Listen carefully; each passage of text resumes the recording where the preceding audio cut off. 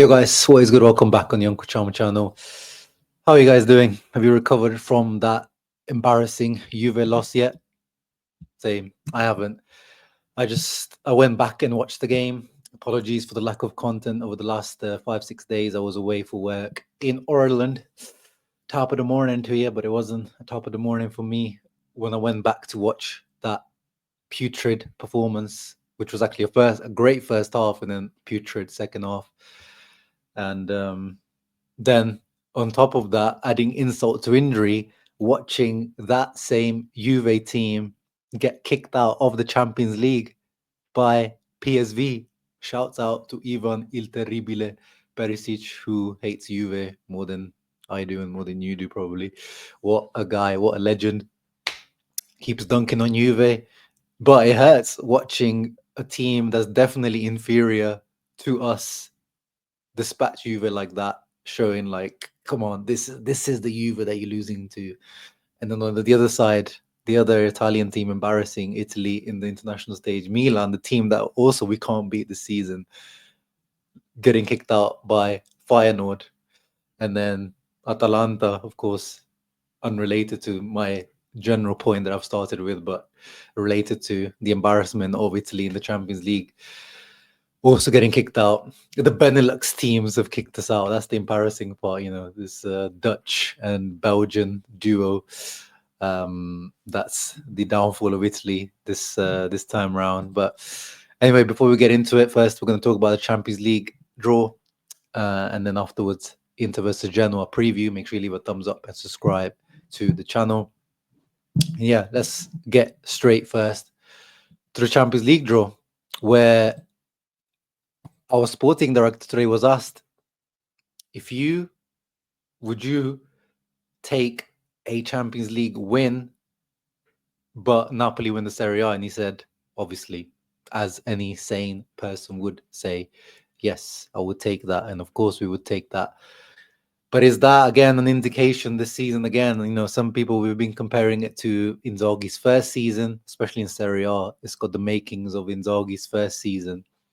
But then in some aspects, the not clear objective of Serie A this season, not like last season where it was the obsession of the second star, mission second star, second star, second star. This season has been a bit of mixed signals, and players probably leaning more every time they're interviewed. Definitely their statements are leaning towards Champions League, and they feel like they can do something in the Champions League. They feel like they got the revenge for the Scudetto last year. Now they want revenge for that Champions League loss against Man City. And then Ausilio, again, his statement today. Is it just not just the players? I'm sure. I mean, obviously, Oaktree would love to go further in the Champions League because that's more moolah, more money in the bank. So let's see. Is this the first season of Inzaghi? Is the second season of Inzaghi? Or is it still potentially could be the third Scudetto winning season? That's the thing. That's the annoying thing about this season. It's like it's so open. It could literally be any of these last 3 seasons. Or it could be none of them. It could be an absolute, 0 trophy season as well. Like, which has not happened under Inzaghi. So let's see what's happening. But anyway, we know what's happening in the Champions League. We avoided the top side of the bracket, which is what we wanted. We wanted to avoid, or I definitely wanted to avoid, or rather not play Arsenal again right now. If we have to play them on later on, whatever. Definitely want to avoid Real Madrid, who are now picking up form with Mbappe finally starting to fire. Atleti, we know from last year, maybe they're not superior to us, but there's something about their style of play and everything, we don't match up well against them. PSG, I wouldn't have minded, but again, this seems to be starting to click now, finally. This Luis Enrique project finally is actually looking half decent. In the past, I would have taken PSG any day of the week. Liverpool, we definitely want to avoid. They are in crazy, crazy form. Club Brugge and Aston Villa would have been right. But yeah, I'm happy that we avoided this bracket because I think on this side, even the stronger teams are definitely much more doable. Dortmund, Lille, Benfica, Barcelona are really good. They probably do match up quite well against us, but again, defensively, they don't convince me. Leverkusen, we know we don't need to introduce them. They beat us this season, the only team to score against us and beat us this season in the Champions League. But again, on our day, not with rotation, I think that could be a good game. Not easy at all. And Bayern Munich, of course, we know they are the juggernauts of Germany, but this Vincent Company, Bayern Munich, they just barely scrape past Celtic. They don't look very convincing to me in the Champions League. They're doing great in the Bundesliga, but not convincing in the Champions League. But anyway, the team that we got, Feyenoord, and the really good thing is that we are playing them at home in the second leg. So away first and then second leg at home. And I think it's the same thing where if again, we don't want to do the mistake that our cousins did and the mistake that Juve did of underestimating these teams. Don't want to look past too far. But if we do end up playing Leverkusen or Bayern Munich, it will be with the second leg at home, as far as I understand, which is good. We know from Atletico Madrid last year that was an advantage for them having that second leg at home. But yeah, Feyenoord, definitely, as I said, do not underestimate them. I think, Milan, if Theo didn't have that really stupid, shouts out to the referee who gave him that yellow card for diving and then sent him off, because in Italy, Theo does that all the time and he's not punished for it. So I'm glad at least non-Italian referees did not stand for that. But if he didn't do that, I think Milan could have comfortably won that game. He just jeopardized that. At home, even Feyenoord, they did let a lot of chances to Milan. They did look good. They had a lot of injury issues. Their best player just was signed by Milan. So thank you, Milan, for signing Santi Jimenez. So they don't have their best striker and killer in the box anymore now. But that Igor Paixão, left winger, who was very good against Milan. They have a good team, but they have lots of injury issues. But again, Feyenoord away, it's not going to be easy. The atmosphere there is hot, very, very hot. Muy caliente, molto calda. So we need to do our job. But, this side of the draw, is it the football god, the Champions League god smiling on Inter again? Is like the second season of Inzaghi again? Let's see. But I am happy about this side of the draw and who we got. You guys let me know in the comments down below your thoughts on the Champions League. And now let's move on to Serie A, who is truly Serie A at the moment. We're definitely not getting the 5 Champions League spots this season, so Milan and Juve are going to have to fight for their lives. I guess that's one positive, that we might see Milan or Juve not make the Champions League now, because there's not 5 Champions League spots for sure, because coefficient is taking a nosedive. But anyway, with the Champions League now added in with Inter's fixtures, this is Inter's busy fixture list once more. Tomorrow, 7:45, Genoa. We'll get into that in a moment. On Tuesday, the Inter-Lazio game. Now even more, I hope, I wish, I demand Inzaghi to please just rotate this completely. I know it would be maybe nice to add, in case of things going bad. And of course, probably Inzaghi doesn't even think that way. He just wants to compete on all fronts. But I've spoke about it on my channel many, many times over the years. This team is not made to compete on 3 fronts, maximum 2 fronts. And that, in the past is proven to be either, Scudetto, in the past is very Coppa Italia, Supercoppa, but not Scudetto. So, yeah, Inzaghi, I hope, understands, manages the energies, because this is the game. This is the game where we could overtake Napoli if things work out. This is the game where we should be focusing. And that is the game where we would have a good amount of rest if he does give the guys a rest, because look at this, from tomorrow, it would be a whole week of rest that Inter would get. So please, Inzaghi, do think about it. I don't know if he's going to do it, but that's how I would play it. I would, tomorrow, definitely starters, maybe with some little bit of rotation here and there, but not heavy, definitely not at all. Mainly starters, full rotation, send the Primavera out here for this one. Then obviously, I don't need to talk about the Napoli one.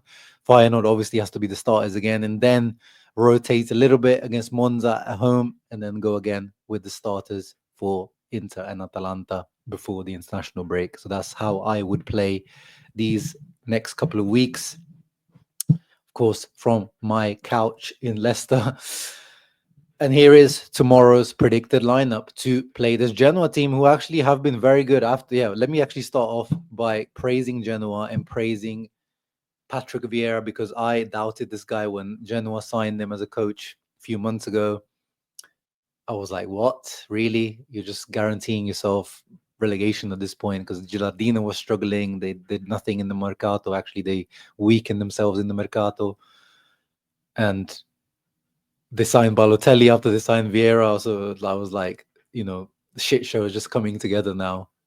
But the Balotelli thing actually did end up happening just as we expected it to happen. That somehow he's still there, actually, which is surprising me. But yeah, he's not got along with Balotelli at all. But in the league, Genoa are not even, sniffing relegation at the moment. If we look at the Serie A table, he has them in, I think, if we look at it since he signed for Genoa, actually, Genoa would be in the top 5, if I remember correctly. I saw the stat of top 5 or top 6. That's how good Patrick Vieira has had this Genoa team playing. Not actually playing well, but just being so solid and difficult to beat. Very pragmatic approach to things. They're very solid at the back, and then they managed to get a goal or two up front with Andrea Pinamonti, of course. They find themselves 11th, so you could say they don't really have much to play for because they're kind of safe. But maybe no, actually they can't even push for Europe. But we know those are this banana peel games. The team that has no pressure comes to the San Siro, plays the game of their life, right? But anyway, in terms of Inter, the big news is, of course, if you haven't heard, Jan Sommer out with an injury. I believe it is his thumb injury that will keep him out for a few weeks. Nothing too extreme, nothing too serious, but it will mean Jose Martinez for the next few weeks at least until the international break. By the sounds of it, will have to step in. This is the opportunity he has been waiting for. The opportunity maybe he deserves, to be honest. And let's see how he does. And I've already seen the Inter Tristi, the negative Interisti already saying like, oh, this is like Handanovic in the Inzaghi first season when he got injured, and then Andre Radu had to step in, and the whole Bologna thing, we're just such damaged individuals, Interisti sometimes. This is not Andre Radu. I mean, these could be famous final words from me that get clipped, but this is not Andre Radu. This is the 15 million euro goalkeeper that we signed, who had a great season at Genoa last year, which is funny that he's having to play his first official Serie A game against his old team. Very good on the ball. That one game he played it for us, Udinese in the Coppa Italia, if you guys remember, had nothing to do apart from a couple of saves, one very impressive right at the end of the game. But yeah, this is, we've complained. I was not really on board with this 15 million euro signing, but I said, I'll wait to judge this. Maybe it works out, because of his age. This is maybe they're looking 1, 2, maybe even 3 years ahead of what we're thinking about. But now he has to step in, and maybe it could be money well invested if he does step up and maybe really gives Sommer run for his money. Because Sommer, I don't think he's been at fault for any of the goals that we recently conceded, but it seems like he doesn't give you the feeling that he's kind of unbeatable. Sometimes last season I definitely feel like he was definitely in a better form. Not saying that he's been bad at all for sure, Sommer, but I think Martinez, if he does well, has potentially opportunity to challenge the spot. At the back, the starter 3, now that Acerbi's back from injury, unfortunately for the right, as good as he has been, we know Inzaghi prefers Acerbi, and I always feel like maybe marginally he is a better centre-back than the right. He returns, Pavard's back on form, that's great to see. Aslani starting instead of Hakan. I mean, in the past, we would be raising eyebrows, we would be doubting it, but in the way that Hakan has returned from injury, even some Aslani doubters might be, thinking like, surely he can't be as bad as Hakan is right now, because Hakan really looks unfit. He looks like Lautaro did at the beginning of the season. Like, it seems like that injury really, the few injuries that he's had this season have really kind of set him back, and he's not able to return to peak condition. So maybe, yeah, it's that thing, it's either you keep playing your players out of form and hope they get back into form, or maybe he needs a little bit more time to kind of put some fuel in his legs over the next few weeks. Hakan. But yeah, at home against Genoa, this is the game where I expect Aslani to be okay, as he often is in these types of games, next to Miki and Barella. No Zielinski. Again, we know what it is. Di Marco needs to come back on form. We need him back. Di Marco's 2025 has been really, really poor. Again, he's been struggling with his flu illness, but even before that, he wasn't looking too good. He needs to return. Lautaro, absolute stinker against Juve. We need to bounce back. And Tucu Correa is making a return to the starting lineup since that famous game against Hellas Verona, where he just turned up, scored a goal, 2 assists, and then disappeared for 2 months, and now he's back finally again in the starting lineup. And again, at home against the Genoa team with Lautaro up front, we know these two in theory do have a good connection. I'm happy with it. That's the issue at the moment. Thuram, this confirms the fact that Thuram is still feeling pain. Inzaghi risked him, bringing him on against Juve, and it backfired because I don't know if I would have played. It's easy to say in hindsight, but again, now you're missing him for this Genoa game. 3 points is 3 points. If anything, you could tell Thuram was not fit in that Juve game. Taremi, I know, I saw a lot of hate for Taremi post Juve, but I thought he actually had a pretty good game. But yeah, it is what it is. We need to hope that, like Arnautovic stepped up a couple of weeks back, that Correa steps in like he did against Hellas Verona. And then at Genoa, we have a quick look. Solid team. But this is basically 4 centre backs. Aaron Martin not, but these 3 basically 3 centre backs. Frendrup, hard worker, passionate tackler, very intense player. Mazzini as well, Onana, a trio of midfielders that are going to run and press. Maxwell Cornet on loan from the Premier League, or is it from Burnley in the Championship? Can't remember now. But yeah, you got to watch out for him cutting in on his left foot. Pinamonti, of course, ex of the game, and Miretti, Juve effect. Decent team, but come on, Inter. We need to get back on the horse because we are right there. Get a win. Hopefully, Como do something against Napoli. I'm going to say the same thing I've been saying recently. Como are not going to do us any favors. It has been working recently, so I'm going to say Como, Nico Paz, Fabregas, they're not going to do jack shit for us. So if Napoli win, then it is all about the Napoli-Inter game. And I do predict tomorrow to get back to winning ways. I think Lautaro will score, and I think Denzel Dumfries will score. I think it will be a 2-0 win. You guys let me know in the comments down below your thoughts on everything. Champions League, Genoa. Comment down below. See you for the post-match reaction tomorrow. Ciao ragazzi. Always, Forza Inter.